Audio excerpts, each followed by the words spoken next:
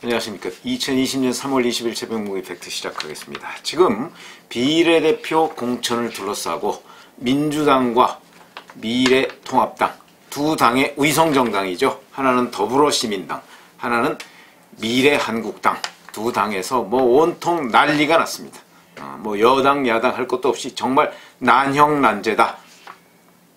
물론 성격은 좀 다르지만 어찌됐든 간에 난형난제다. 그래서 더불어시민당 같은 경우는 원래 그 더불어시민당의 숙주가 정치개혁연합이라고 한한산 전 부총리, 그 다음에 함세용 신부, 이런 이제 정치, 그 진보 진영의 정치 원로들, 이 사람들이 주축이, 이름만 빌려줬겠죠. 거기에 맡겼었는데, 숙주를 거기다 맡겼었는데, 갑작스럽게 그 민주당에서 그 숙주를 시민을 위하여라는 곳으로 바꿨죠. 시민을 위하여는 잘 아시지만 개국본 개싸움 국민운동본부, 그러니까 서초동 시위를 그 사실상 기획하고 조정했던 그 개싸움 국민운동본부가 주축이 된 시민을 위하여라는 그런 그 정당, 이것도 정당입니다. 선관위에 등록은 했더군요. 이 정당에서 그 맡아라 이래서 사실은 그 정당에서 맡긴 했는데 거기에 공동대표가 우희종 서울대 명예교수, 그 다음에 최백은 건국대 교수, 이런 사람들인데 제가 보건대는 거의 의미 없는 것이고 사실상 민주당이 만들고 있는 것이다, 이렇게 보시면 되겠습니다. 그래서 이제 거기에 참여한 여러 정당들이 있는데 다 듣도 보도 못하던 정당들, 1월, 2월, 심지어는 3월 초에 급조한 정당도 있습니다. 자, 이렇게 이제 온갖 난리를 치고 미래한국당 말할 것도 없죠. 거기에도 지금 한선교 전 대표가 지금 대표직을 물러나고 나서 원유철 의원을 다시 대표로 재추대했는데 그 배후에 황교안 대표가 있다는 것은 천하가 다 아는 사실입니다. 이렇게 되고 그러다 보니까 한선교 대표 시절에 만들어놨던 공병호 선거 공천관리위원장 중심으로 해서 만들었던 그 명단은 거의 지금 백지처럼 그렇게 되고, 이제는 원유철 신임 대표가 아마 공천관리위원회를 새로 구성할 것으로 보입니다. 공병호 위원장은 지금 계속해서 반발하고 있으니까 그 사람을 구슬려서 지금 다시 뭘 하기에는 이미 시간이 너무 없습니다. 그러니까 아마 새로 만들어서 새로운 명단을 짤 것으로 보인다. 그런데 그 명단에 그 미래통합당에서 영입한 인사들이 한 20서너 명 정도 되는데 그 사람들, 윤주경 전 독립기념관장이나 이런 사람들 중심으로 명단을 완벽하게 다시 짤 것으로 보입니다. 그러니까 지금 그 미래한국당에서 한선교 대표 체제에서 만들었던 비례대표 명단, 그거는 완전히 없었던 일이 될 가능성이 있고 그 중에 몇 명 정도만 구제되지 않을까, 이렇게 예상이 되는데, 제가 오늘 말씀드리려고 하는 내용은 바로 지금 현재 제1당과 제2당 사이에서 벌어지고 있는 이 비례대표 막장 공천, 이것이 처음이 아닙니다. 지금 다 기억에서 사라지셨겠지만 4년 전에도 똑같았습니다. 그 당시에는 여당인 새누리당과 야당인 민주당 사이에서, 그때 여당인 새누리당 그 막장 공천 잘 기억이 나시죠? 유승민 의원을 찍어내기 위한 이한구 공천관리위원장의 막장 드라마, 거기다가 김무성 대표, 당시 대표가 김무성 의원이었으니까 김무성 의원이 옥새 들고 나르샤라고 돼 있지만 실질상 옥새는 당대표실에 있었고 본인이 부산 영도로 내려가 버렸죠. 그래서 내가 직인 못 지겠다, 그래서 직인을 가지고 간 것 아니냐, 이래서 옥새 들고 나르샤였었는데 실제 그건 아니었습니다만, 어찌됐든 간에 여당인 새누리당은 그런 식으로 공천 막장 상태를 보였었고, 그러면 여당만 그랬느냐? 그렇지 않습니다. 당시 민주당도요 비슷한 상황이 벌어졌습니다. 김종인 대표가 자기를 비례대표 2번에다 넣었습니다. 그래 놓고서 자, 이거를 이제 결재를 해달라 그러니까 그거를 문재인 당시 실세 오너 문재인이 그걸 다 뒤집었습니다. 전부 뒤집었죠. 어떻게 뒤집었느냐? 자기가 직접 김종인 대표 집에 찾아갔습니다. 비대위 대표 집에 찾아가서 그 순번을 다 바꾸고 상위 순번 앞번호에 그 친문 인사들을 대거 갖다 놨습니다. 그래서 이렇게 막장 공천을 벌이니까 그 당시까지만 해도 그러니까 3월 25일쯤에 이제 후보 등록을 했는데 이때까지만 해도 여하튼 이런 막장 공천에서 국민들이 굉장히 염증을 일으켰었는데, 근데 이 시점까지 안철수 대표의 국민의당은 보이지도 않았습니다. 왜 그러냐면 그때까지 결국 시도별 창당대회 하고 다녔으니까, 그러니까 거의 보이지도 않았다. 그래서 옛날 걸 찾아보니까 이렇게 되어 있습니다. 그러니까 2016년 3월 25일에 안철수 대표가 제주도당 창당대 3월 25일은 후보 등록할 때인데 이 후보 등록할 때 겨우 제주도당 창당대회 할 지경입니다. 거기에서 20% 목표를 하고 있다. 20%라는 게 물론 지역구에도 이때는 후보 공천을 많이 했지만 정당 득표율 20% 목표를 하고 있다 그러면서 3당 체제가 된다면 혁명적 변화가 일어날 것이다. 이렇게 얘기했습니다. 당시에 지역구에는 253개 지역구죠. 지금하고 똑같습니다. 그 중에 182곳에 공천을 해서 71.19%의 공천을 했습니다. 지역구 공천 굉장히 많이 했죠. 그리고 나서 이때 얼마나 본인이 절망적이었냐면 또 기억이 납니다. 3월 25일 바로 제주도당 창당대회를 하고 나서 그 3월 25일 밤에 최상용 고려대 명예교수 이제 본인하고 가깝다고 하니까 그 명예교수 집을 찾아갑니다. 그러니까 최상용 교수가 아니 요새 지구당 창당대회 하고 그러냐고 바쁠 텐데 지금 하루에 1000명 이상 만날 텐데 지금 여기 오면 어떻겠느냐 가시라 그러는데 아닙니다. 그러면서 거기 가서 앉아가지고 하소연을 합니다. 거의 뭐 말은 안 했다고는 하지만 거기 가서 눈물을 흘렸다고 합니다.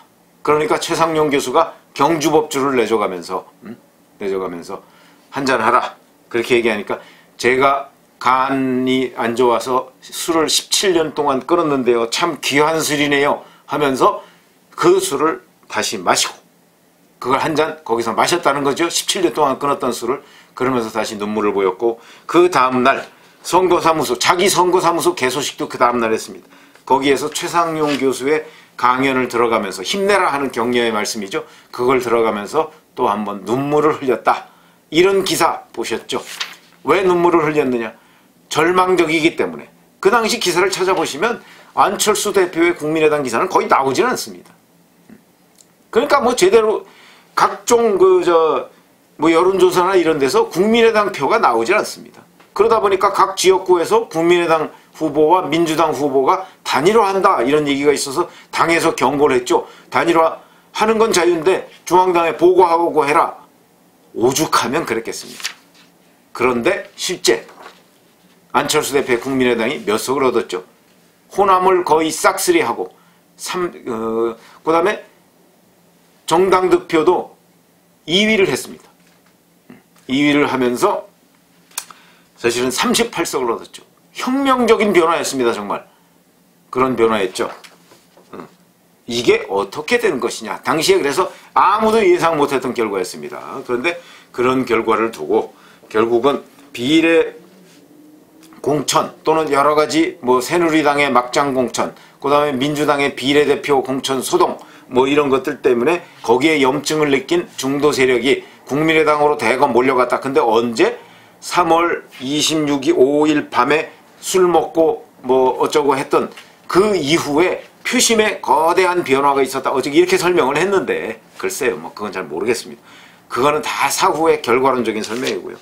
그때와 지금이 별 차이가 없습니다. 지금 비례대표 막장 공천 소동 한번 보시면 4년 전이나 별 차이가 없네. 그래서 제가 이 비례 소동 속에 혹시 안철수 국민의당 대표한테 틈새가 있을까? 이걸 하는데 저도 여기에선 자신이 없겠습니다. 저는 틈새가 별로 없을 것이라는 입장인데 결과는 한번 보시고. 근데 또 흥미로운 일이 이런 거 있습니다. 국민의당이 중앙선관위에다가 유권해석을 질의했습니다. 뭐라고 얘기했냐면 안철수 얼굴을 본뜬 그 인형 탈 같은 거 그런 걸 쓰고 선거운동을 하는 것이 과연 합법적이냐. 그 다음에 두 번째 그 업무용 차량 같은데 안철수 대표의 사진과 뭐 이름 이런 걸 업무용 차량에 붙여놓고 선거운동을 하는 것이 합법적이냐. 이 두 가지를 질의했다고 합니다. 아마 국민의당은 지역구 공천이 없지 않습니까? 전혀 없으니까 다 비례대표 공천만 있는데 그러니까 이제 정당 득표 활동을 해야 되는 것이죠. 그 정당 득표 활동을 자기네들이 뭐 누군지도 모르는데 어차피 비례대표 지역구는 나오지도 않았는데 그러니까 정당 득표 활동을 하는데 내세울 사람이라고는 안철수밖에 없는 거 아니겠습니까? 그러니까 근데 안철수 대표도 사실 출마 안 했습니다. 그런데도 안철수라는 이름 그 다음에 심지어는 탈바가지까지 그런 것까지 내세워가면서 선거운동을 하려고 하는데 이거 혹시 선거법 위반 아닌가? 이런 이제 생각에 아마 유권 해석을 질의한 모양인데 왜 그러냐면 실제 안철수 신당 이렇게 만들려고 했는데 선관위에서 그거 안 된다 이렇게 얘기한 거 아니겠습니까? 그러니까 아마 지레 겁먹고 안철수 탈바가지를 쓰고서 선거운동을 하는 건 괜찮습니까? 이렇게 질문을 한 것으로 보입니다. 선관위에서 뭐라고 답변한 것으로 보이십니까? 가능하다 이렇게 답변을 했습니다. 그래서 아마도 국민의당이 이제 누군지는 모르겠는데 돌아다녀 가면서 차량에도 안철수 사진 붙여놓고 이름 붙여놓고 그 다음에 실제 선거운동도 무슨 누군지는 모르겠지만 안철수 탈을 쓰고 선거운동을 하는 것을 아마 이번 4.15 총선 기간에 볼 수 있게 되지 않을까. 정말 흥미로운 대목이기도 하고 어찌 보면 코미디 같은 일이기도 하다. 자, 이렇게 될 경우에 안철수 대표의 국민의당이 과연 그 여야의 이런 비례 막장 공천 소동 속에서 그 틈새를 벌여서 4년 전까지는 아니지만 적어도 상당수의 비례대표 그 의석을 확보할 수가 있을까?